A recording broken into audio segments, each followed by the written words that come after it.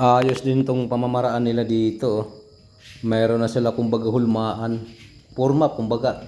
Di na sila maglagay pa ng plywood. Ito na lang kanilang ginawang simintong pang forma. Wala nang kailangang brace. Aba, okay kayo. Ayos na sana oh. Fix na sana ang git. Ang problema lang kay sliding pala yun. Wala rin palang silbi na gawa niyang para sa lock. Yan oh.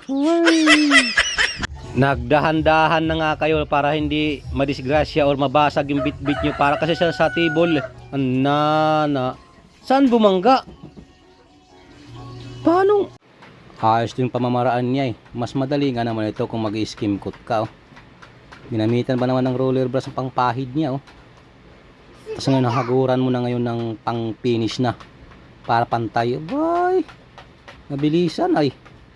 Tingnan nyo to guys ang discard niya dito. Bali magta-tile siya sa bathroom.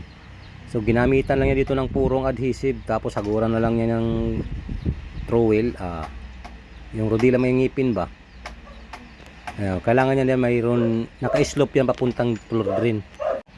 Para mas maganda yung smooth ang daloy ng tubig papunta doon sa floor drain niya. O yun o. Purong adhesive talagang ginamit yan. Wala na talagang ibang kung ano-ano pa mag dry pack pa wala na. Puro na lang.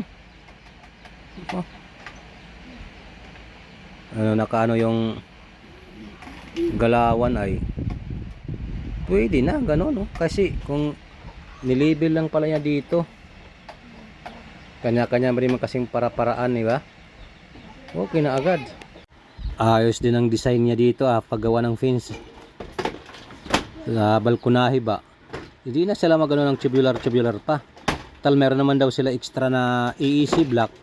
Yun na lang ang gagawin nilang pangharang o gawing fences. Ba okay kaayo to. Kasi